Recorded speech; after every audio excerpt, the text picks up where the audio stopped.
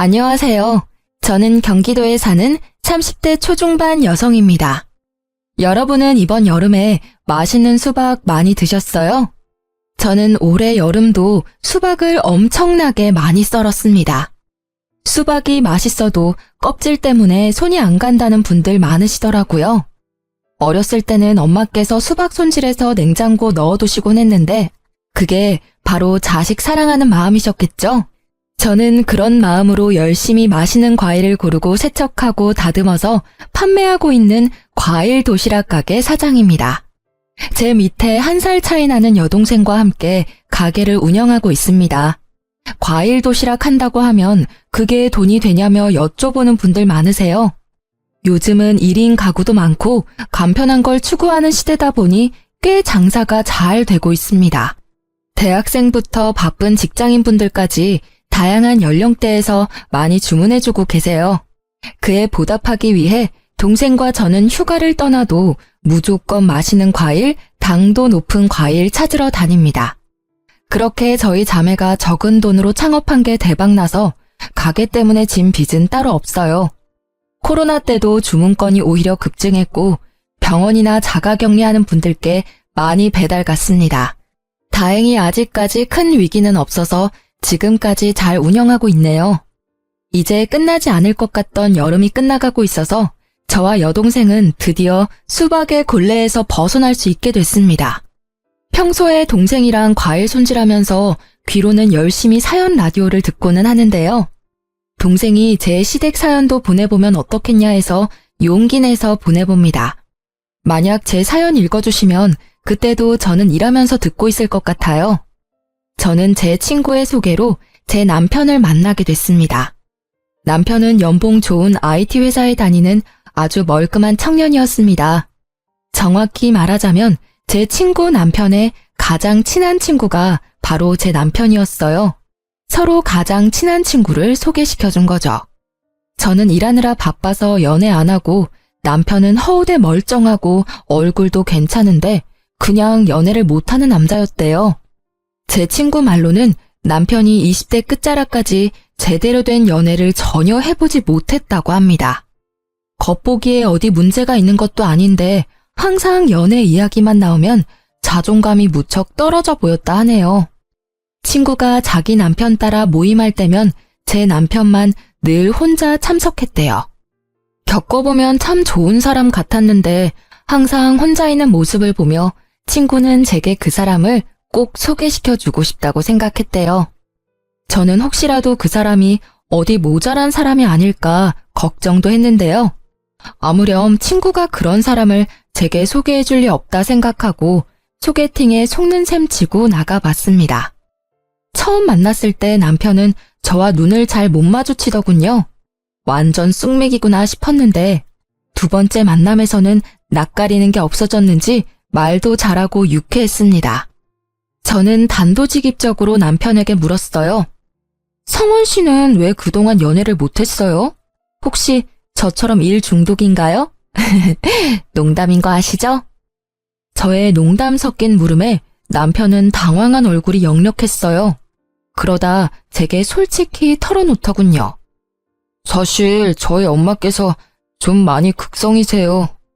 그때 남편의 얼굴에 들이우는 그림자를 보며 뭔가 저만의 사정이 있구나 싶었어요. 전혀 마마보이로는 안 보였으니 저는 차분히 이야기를 들어보기로 했습니다. 남편이 평범하게 연애를 시작하려고 하면 그럴 때마다 어떻게 어머니께서 아시고는 상대방 여자를 알아내 둘 사이를 회방 놓았다고 합니다. 어머니 본인이 검증한 사람 아니고서는 절대 집안에 못 들이신다고요. 대신 어머니께서 교회에 있는 참한 처자 연결시켜준다고 항상 소개해 주셨다네요. 그렇게 만난 사람들은 이성적으로 끌리지도 않고 서로 마음에 안 들어서 연애를 그냥 포기했다고 말하는 남편이었습니다. 그 사정이 짠하기도 하지만 이런 사람과 만약 결혼한다고 상상하니 조금 암담하더군요. 게다가 저는 기독교인도 아니었습니다. 아들에게도 감당하기 힘든 어머니인데 며느리에게는 얼마나 버거울까 싶었어요. 그래서 저는 조금 속물 같아도 어쩔 수 없이 제 미래를 위해 남편을 멀리했습니다. 그런데 이상하게 남편의 얼굴이 계속 생각나더군요. 이건 뭐 상사병도 아니고 일하다가도 매번 그 사람 얼굴이 아른거려서 아주 혼났습니다. 제가 남편에게 정중하게 거절의 의사를 밝혔지만 남편은 답장이 없어도 포기하지 않고 연락을 계속하더라고요. 날씨가 좋은데 산책이라도 가지 않겠냐는 그런 말들을 보면서 어느 순간 저 또한 마음이 열렸습니다. 가끔 만나서 밥 한 끼 먹고 영화 한 편 보고 그러다 자연스럽게 정이 붙었어요. 남편을 만나볼수록 너무 착하고 선한 사람이란 걸 알게 됐습니다. 경제관념도 뚜렷했고 직업도 괜찮았고 성품까지 괜찮은 남편이었기에 두 눈 질끔 감고 딱 남편만 보고 저는 결혼을 결심했습니다. 결혼 전 예비 시모를 극복한다면 결혼 후에는 뭐 어렵겠냐며 제가 조금 오만했었죠. 엄마께서는 어려운 길 사서 간다고 걱정하시고 말리시다가 남편 만나보시곤 너무 괜찮은 청년이라며 꽉 잡으라고 응원도 해주셨어요. 철저하게 연애 사실을 숨긴 남편이 결혼한다고 집에 선언하자 예비 시모께서는 뒤집어졌다 합니다. 어떻게 나 몰래 연애질을 했냐고 아주 분하시다고 길길이 날뛰셨대요. 주눅든 남편에게 이야기를 듣고 저도 그제서야 겁이 나더군요. 제가 이 사람을 얼마나 사랑하면 안 해도 되는 모험을 하고 있구나 싶었어요. 예비 시댁에 인사드리러 갈 때는 정말 단단히 마음을 먹어야 했어요. 남편은 결혼 약속한 제가 어머니 때문에 도망이라도 갈까봐 계속 안절부절해 했습니다. 저는 그런 남편을 안심시키고 스스로 마인드 컨트롤했고요. 어떤 상황이 일어나도 놀라지 말자, 겁먹지 말자 이 두 가지만 생각하고 예비 시댁에 인사를 드리러 갔습니다. 당시에는 무슨 담력 테스트라도 하는 기분이었어요. 지금에서야 웃으며 이야기할 수 있네요. 그때는 정말 심각했습니다. 어머니, 좋았어요. 어머님, 안녕하세요. 처음 뵙겠습니다. 예비 시모는 남편을 한번 휙 노려보시더니 이내 제게 말씀하셨어요. 그래요. 종교는 있고? 아, 어머님, 저는 무교입니다. 아, 부모님께서는? 어머니께서 불자세요. 아버지는 저처럼 무종교이시고요. 이래서 내가 교회에서 짝 만나야 한다고 한 거야. 모태 신앙에 독실한 크리스천 자매님들 두고 지금 성원이 너 뭐 하는 거니? 더 들어볼 필요도 없다. 엄마, 제가 말씀드려서 이미 알고 계셨잖아요.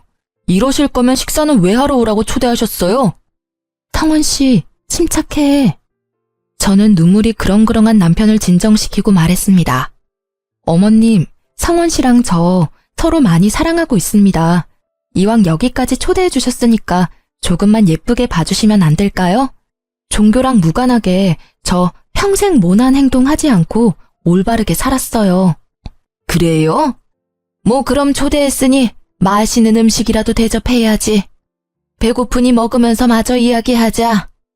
예비 시모는 벼란간 코웃음을 치며 갑자기 부엌에서 봉투를 들고 와서 식탁에 거칠게 내려놓았습니다. 영수증이 붙은 봉지를 보니 딱 봐도 배달 음식이었어요. 어머니, 배달시키셨어요? 아, 저희 같이 처음 인사드리는 자리인데 제가 밖에서 모시겠다고 했을 때 거절하시더니 도대체 왜 이러세요? 내가 뭘? 아가씨, 내가 배달 음식 시켜서 기분 나빠? 저는 그때 남편을 꼭 붙잡고 괜찮다며 등을 다독였습니다. 집에 초대해놓고 배달 음식 시켜놓고 기다린 예비 시모, 여러분이 보시기엔 어떠신가요? 머저리같이 거기서 또 먹었냐고 저는 엄마께 등짝을 맞기는 했어요. 하지만 기싸움하는 예비 시모께 지고 싶지는 않더라고요. 이대로 포기하면 제가 사랑하는 사람이 평생 이 굴레에서 벗어날 수 없겠구나 싶었거든요.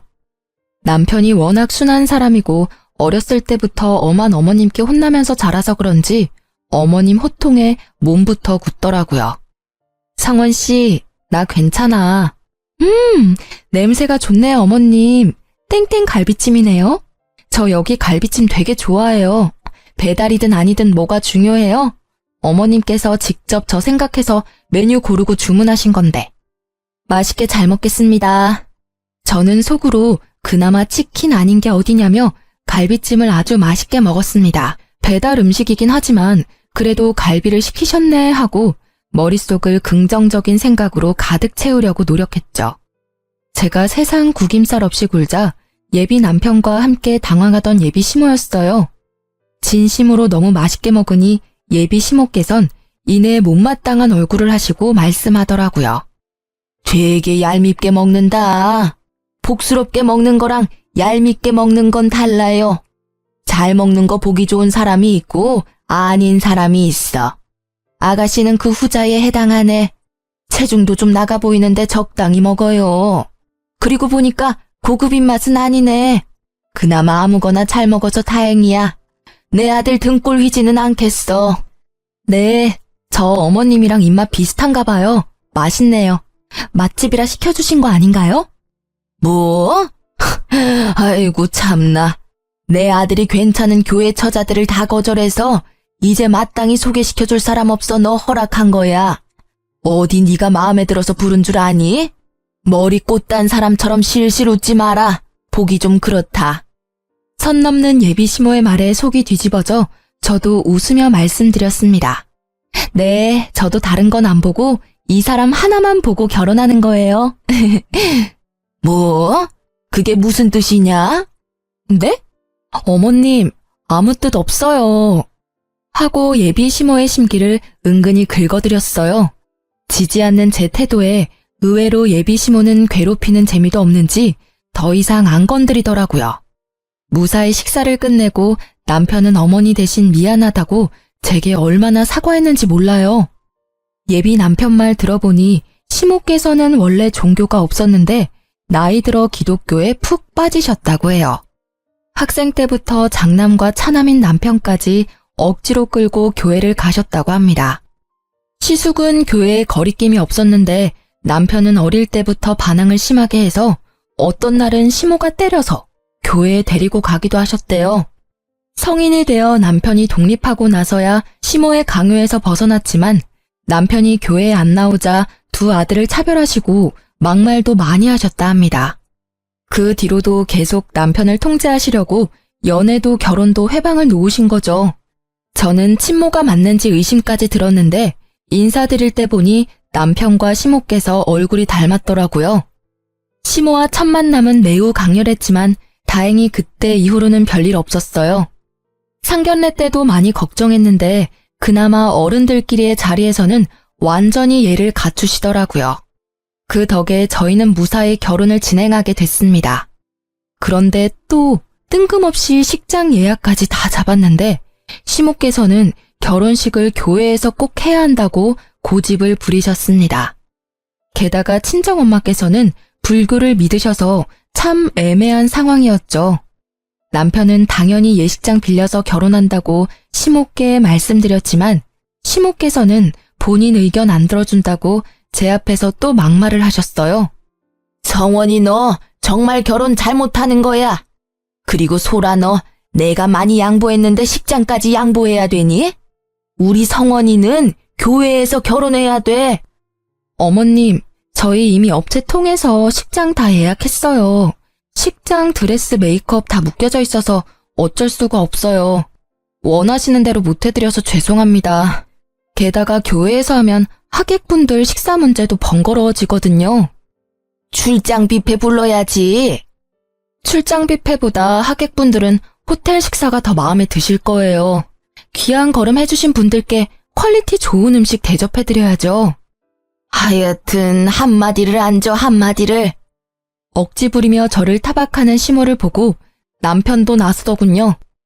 엄마, 제발 좀 억지 그만 부리세요. 나 기독교인도 아니잖아요. 제가 왜 교회에서 꼭 결혼해야 해요?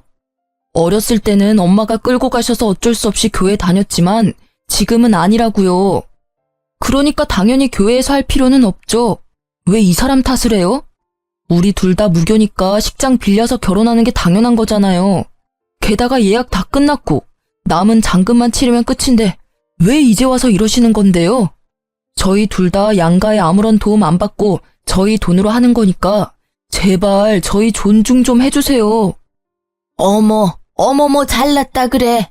내가 너 결혼하는데 돈 안 보태줬으니 잠자코 있다가 결혼식에만 참석하라는 말이지? 소라 제가 그렇게 말하라 시켰니? 웃겨 정말. 어디 부모 공경할 줄도 모르고. 아니요, 제 의견이에요, 엄마. 소라 씨 탓 좀 그만하세요.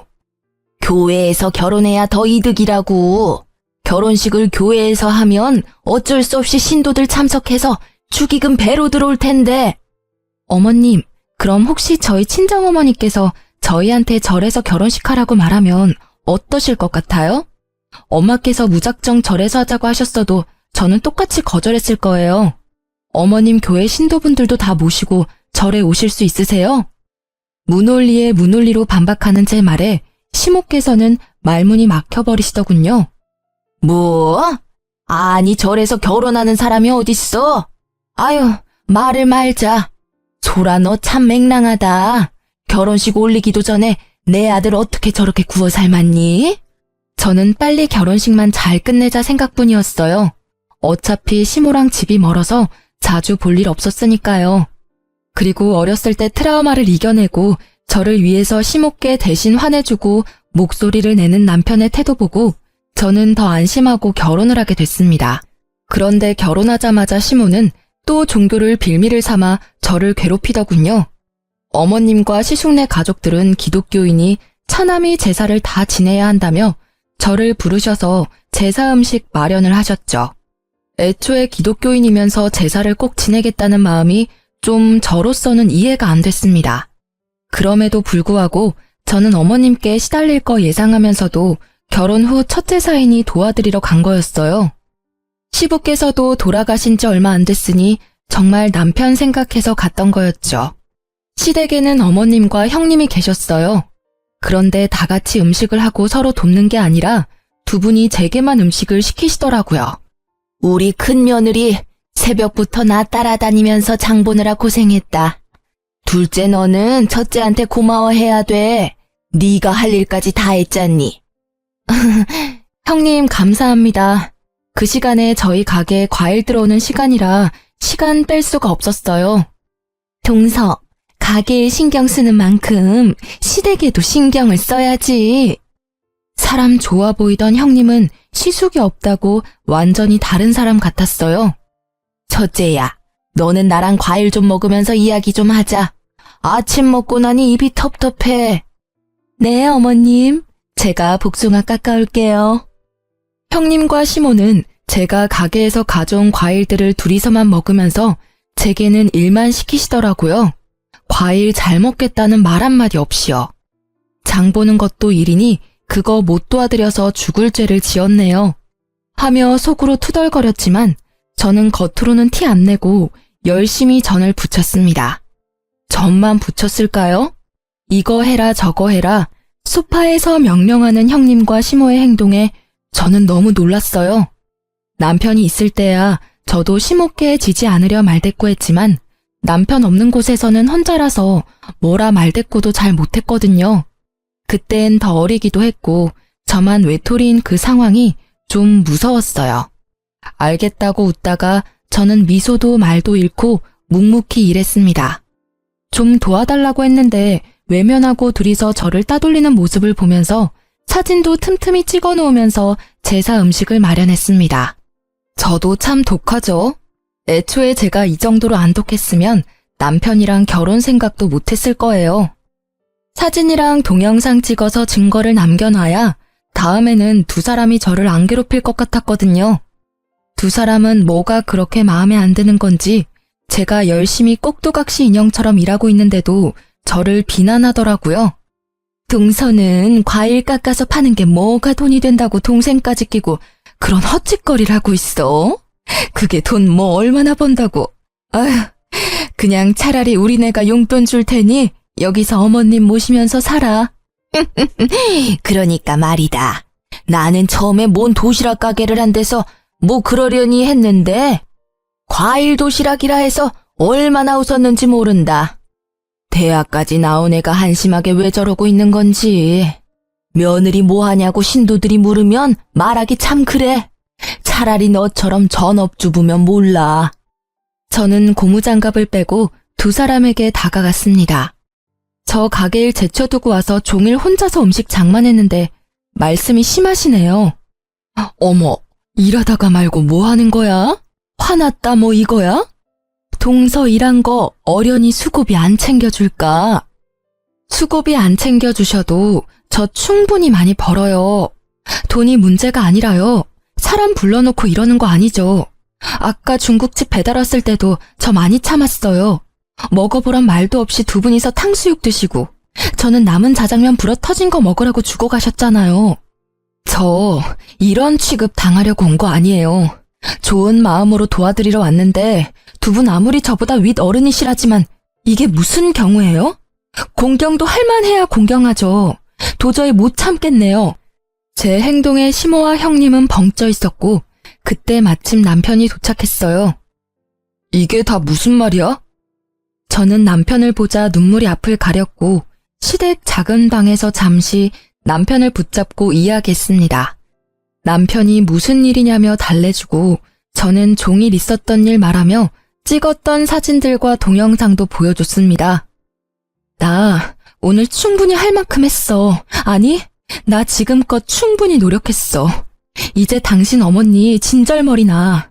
오늘은 형님까지 합세하셔서 내가 오늘 얼마나 비참했는지 당신은 몰라.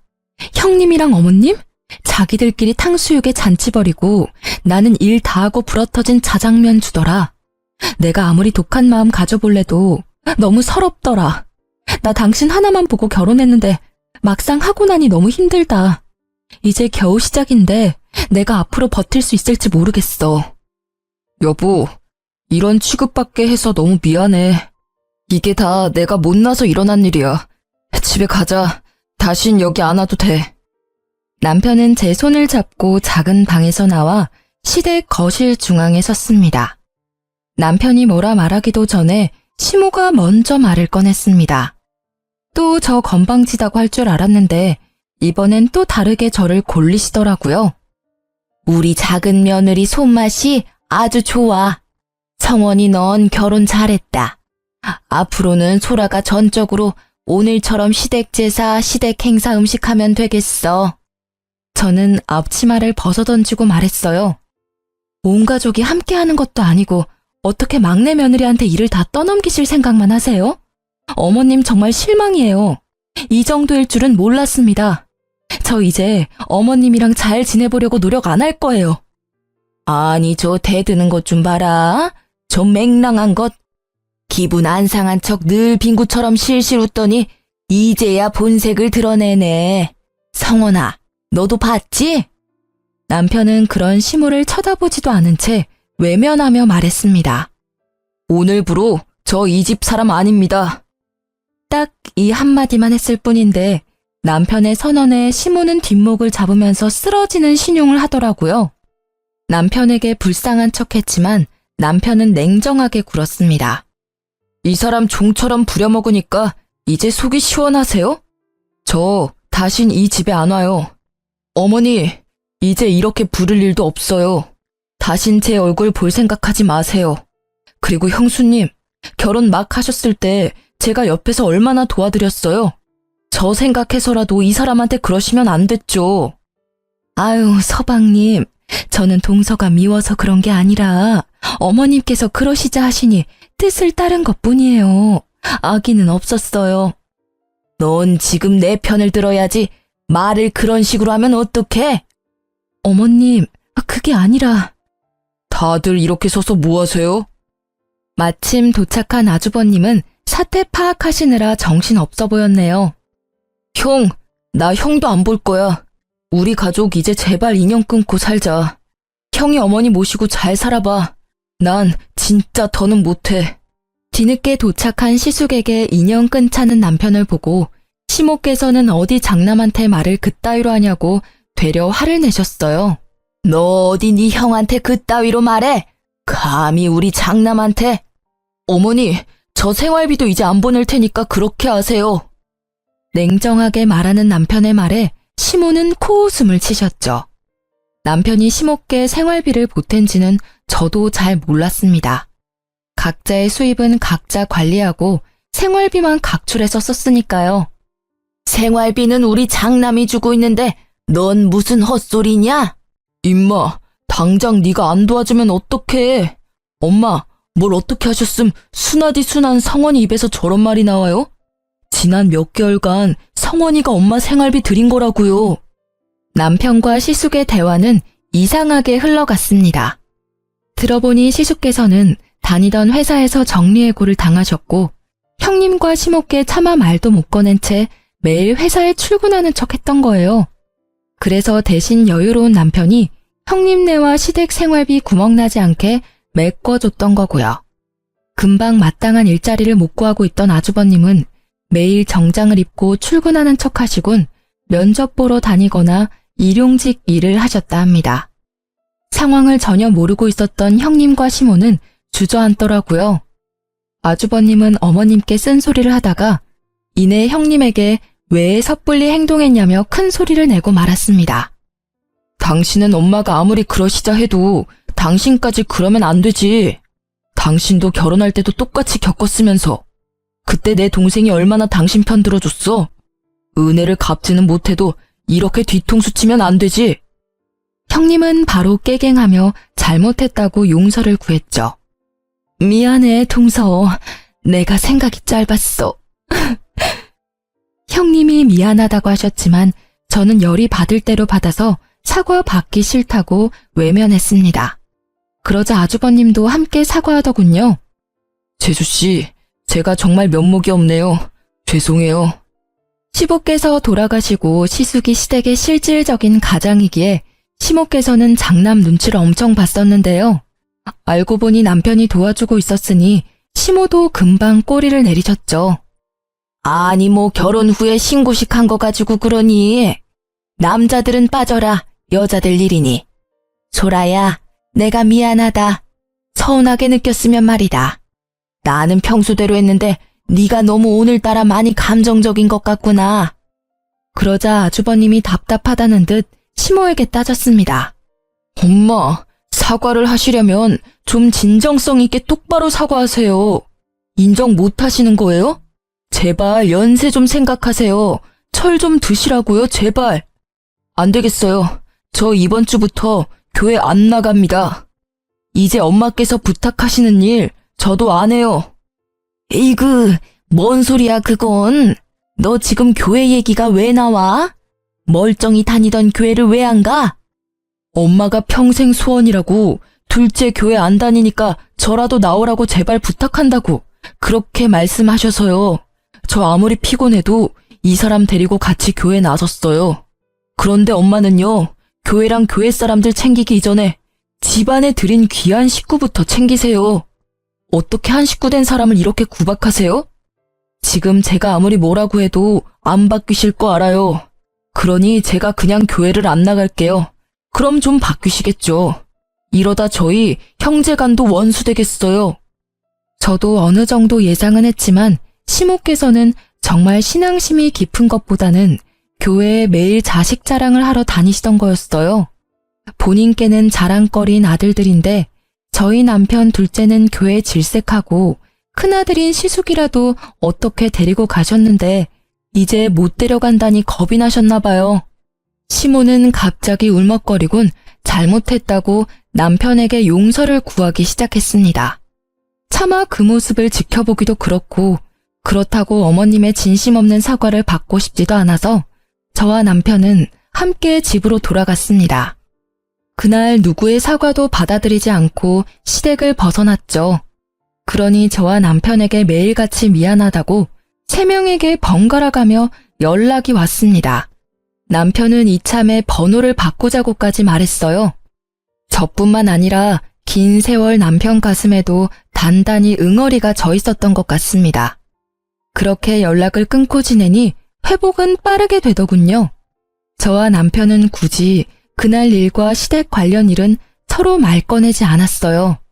그런데 어느 날 가게에서 찾아온 시숙과 형님, 그리고 시모를 보는데 그날 기억이 떠오르면서 트라우마가 생길 것 같더군요. 다행히 가게에는 저보다 더 기센 여동생이 함께 있었습니다. 안녕하세요. 어머, 다들 갑자기 어쩐 일이세요? 제 동생은 이미 제게 들어 사정을 다 알고 있었지만 밝은 얼굴로 시댁 식구들께 인사했고 저는 인사도 하지 않은 채 조용히 과일을 세척하고 있었습니다. 이 나이 먹고 내가 며느리한테 사과하러 여기까지 왔어요. 그런데 아무리 서운하다 해도 어른이 왔는데 눈길도 안 주고 인사도 안 하네요. 여전히 말을 밉게 하는 시모와 옆에서 눈치만 보고 있는 형님 대신 아주버님이 한마디 하셨어요. 사과하러 왔는데 엄마 여기서도 심술 부릴 거예요? 아, 그래, 사과하자고. 얼른 하고 가자고.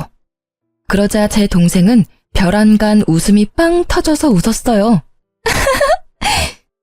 사돈 처녀는 뭐가 그렇게 웃겨서 어른 두고 그렇게 웃음이 터졌어요? 어머, 죄송해요. 제 가게에서 제가 웃는 것도 맘대로 못 웃는 거죠? 사과하시러 오신 건 맞으세요? 그럼 말로만 사과하시면 안 되죠. 언니, 먼저 퇴근해. 응? 언니 종일 부려먹은 거 사과하고 싶으시다잖아. 내가 기회는 드려야지. 언니는 그만 들어가 봐. 자자, 이럴 시간이 없어요. 얼른 앞치마들 하시고요. 제가 매뉴얼 설명 드릴 테니 그렇게만 하시면 문제 없습니다. 위생모 써주시고요. 당황해하는 시댁 식구들께 동생은 위생모와 앞치마를 내밀고 형님과 시숙은 말없이 착용하더라고요. 반면 시모는 눈에 쌍심지를 켜셨죠. 사돈 처녀, 지금 뭐 하자는 거야? 내가 사과한댔지 일하러 왔댔어? 니들은 또 왜 그걸 하고 있어? 얼른 벗어. 어쩌죠? 말로 하시는 사과는 별로 안 받고 싶은데 왜 진심도 없는 사과를 자꾸 하세요? 저희 언니가 받기 싫다잖아요. 근데 그때 저희 언니 무임금으로 부려먹으신 건 갚으셔야죠, 사돈 어르신. 제 동생은 저를 조기 퇴근시키고 기어코 시숙, 형님 그리고 시모께 가게 일을 시켰습니다. 저희가 가게는 조그맣지만 하루에 한 트럭 과일이 배송 오면 다 정리하고 세척하고 다듬는 게 시간이 많이 걸려요. 시모는 아들들이랑 화해는 하고 싶으니 마지못해 일을 하기 시작했죠. 동생은 자기보다 나이 많으신 제 시댁 식구들에게 야무지게 일을 시켰대요. 이거 이렇게 힘들다고 던지시면 과일 흠집 나요. 아유, 입으로 들어가면 다 똑같지. 이제 흠집 날 때마다 그 과일은 개인 사비로 구매하셔야 돼요. 제가 계속 지켜보고 있으니까 과일 던지지 마세요, 절대. 코딱지만한 가게에 웬 과일이 이렇게 많아? 시모는 투덜거리면서도 나름 열심히 가게 일을 도우셨다 합니다. 시숙과 형님은 의외로 실수 없이 묵묵하게 일을 잘하셨대요. 온종일 시달려도 일이 끝나질 않자 시모께서는 도망가려 했다네요. 어디 가세요? 아니, 사돈 처녀, 내가 급하게 일이 생겨서. 하시던 일은 다 마무리하셔야죠. 드실 점심도 이미 시켰는데요. 아이고, 사돈 어르신, 퇴근은 아직 멀었습니다. 얼른 다시 들어가 주세요. 시모는 입을 삐죽거리며 다시 일하러 들어가고 형님과 시숙은 군말 없이 열심히 땀까지 삐질거리며 도우셨다고 합니다. 오후 5시까지 일을 시킨 동생은 오늘은 일당이 없다고 얘기했다고 합니다. 시숙과 형님은 알겠다고 고개를 끄덕이고 어머님께서는 분하다고 망고를 몇 개 챙겨가시더래요. 분하다고요. 그렇게 저 대신 동생이 야무지게 복수해줬네요. 동생이 적당히 시댁 식구들 돌려보낼 줄 알았는데 전에 저 오는 것 보고 마음이 많이 쓰였었나 봐요. 그런데 시숙과 형님께서는 내일도 오면 안 되냐고, 내일은 돈 줄 거냐고 여쭤보셨대요. 일손 부족하면 돕겠다고요. 이쯤 하셨음 언니도 마음 풀렸을 거예요. 잘 말씀드릴게요. 내일은 안 오셔도 돼요. 저도 티는 안 냈지만 불편했거든요. 오늘 아무쪼록 고생 많으셨습니다. 드시고 싶은 과일 몇 개 챙겨가세요. 돈은 못 드리지만요. 여기 장사가 되게 잘 되네요. 아침에 들어온 과일들 거의 다 나갔잖아요. 둘이 일하시기엔 너무 일이 힘들 것 같아요. 저희가 도울게요. 말씀드리기 좀 그렇지만 저희 남편 아직까지 실직 상태라 형편이 좀 어려워요. 도울 수 있는 일 있으면 도우면 안 될까요? 그리고 전에 동서한테 함부로 말해서 진짜 미안했다고 사과 좀 전해줄래요? 시숙은 자존심 때문인지 아무 말도 못 꺼내고 대신 형님께서 가게의 사정이 여러모로 힘들다고 하소연했다고 합니다. 저희 동생은 냉정한 편이라 얄짤없이 다 큰 분들이 알아서 일자리 구하시라고 쫓아냈다고 합니다. 동생도 형님이 이때까지 제 욕을 어떻게 했는지 저를 통해 다 들었으니까요. 갑자기 장사 잘 되는 거 보고 혹해서 태도 바뀌는 게 아닐 것 같겠죠. 다음 날도 또 찾아와서 일하셔도 돈 못 준다 하니 형님 내외는 돈을 주지 않아도 되니 일만 시켜달라고 넙죽 엎드리더라고요. 저는 깜짝 놀라 이러들 나시라고 했죠. 왜 이러시는 거예요? 저 마음 정말 불편해요. 재수씨, 저희 일 좀 가르쳐주면 안 돼요? 난데없이 가게 일을 배우겠다고 하시는 시숙과 형님의 말에 저는 적잖이 당황했습니다. 자식들은 커가고 이 나이에 새로 취직하는 것도 너무 어렵네요. 재수씨, 이유 좀 낼 생각 없어요? 정말 염치 없지만 좀 도와주세요, 재수씨. 동서, 내가 진짜 잘못했어. 죽을 죄를 졌어. 한 번만 봐주라, 응? 2호점을 낼 생각도 누군가에게 저희 사업 비법을 전수할 생각도 하지 못했는데 아주버님이 저희 가게랑 상권이 너무 메리트 있다는 말을 하시며 애원하는데 제 돈 드는 것도 아니고 속도 없이 또 도와드리게 됐습니다. 사실 제가 도와드렸다 하지만 동생이랑 저는 두 분이 계시니 쉬는 시간이 더 늘어서 한편으로는 좋기도 했습니다. 가게가 좁아서 4명이나 있기엔 비좁았고 2호점을 내기 전까지만 저는 일을 쉬고 제 동생의 진두지휘 아래 아주버님 내외가 저희 가게에서 함께 일을 시작했습니다. 그렇게 두 분이 2달 가까이 치열하게 배우셨고 저는 그만큼 월급도 든든하게 챙겨드렸습니다. 저는 두 분이 가게에 계신 덕분에 시간이 나서 여행도 다녀왔습니다. 제가 가게에 복귀하고 더 이상 일손은 필요 없다고 말씀드리니 이때까지 정말 고마웠다며 그동안 몸은 힘들어도 일 배우는 게 너무 행복했었다고 하더라고요. 그렇지만 아직도 제가 화난 줄 알고 더 이상 갈 곳이 없어졌다며 앞날을 걱정하더라고요. 아니, 여기에서 두 분 충분히 가르쳐드렸잖아요. 이제 2호점 오픈하셔야죠. 그 동네에 오픈하실 수 있게 도와드린다니까요. 이제 저희 가게는 나오실 필요 없어요. 제 말을 이제야 이해한 두 분은 부둥켜 안고 눈물까지 흘리더군요. 그렇게 제가 2호점 오픈까지 도와드리고 남편은 제게 대인배라 박수 쳐줬어요. 저와 달리 남편은 아직까지 형 내외와 어머님이 밉다고 연락조차 안 했거든요. 남편은 제게 미안해하면서 고마워했습니다. 여보, 내가 진짜 결혼을 잘했다. 나 믿고 결혼해달라고 졸라놓고 내가 막상 한 게 아무것도 없어서 미안해.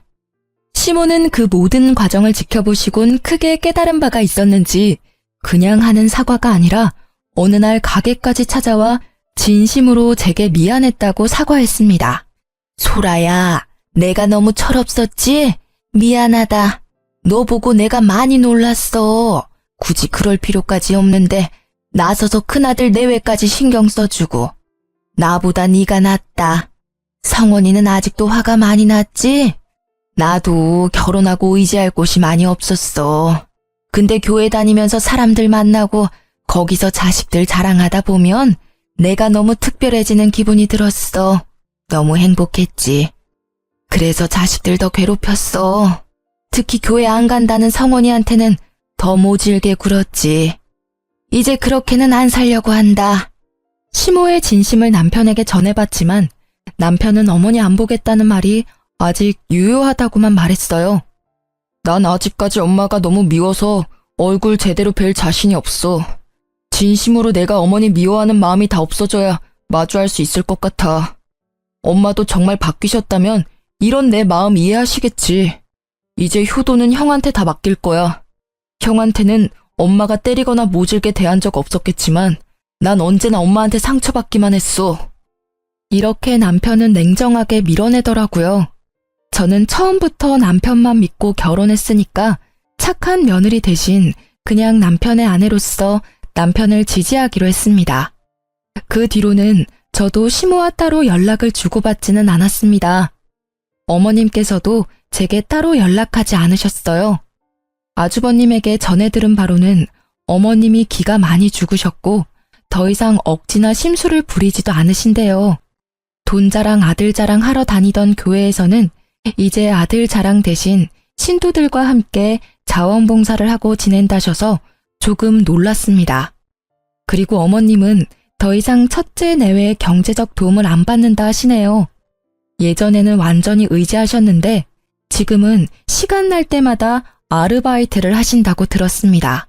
이제는 경제적으로 여유가 생기신 아주버님이 도와드릴 수 있다고 말씀드렸지만 어머님께서는 나중에 본인 몸이 아플 때나 좀 도와달라고 하셨대요. 지금은 멀쩡하시니 본인이 해결하시겠다고요. 참 나이 들어서 바뀌는 거 어려운 일인데 그렇게 많이 바뀌셨다는 말에 정말 놀랐어요.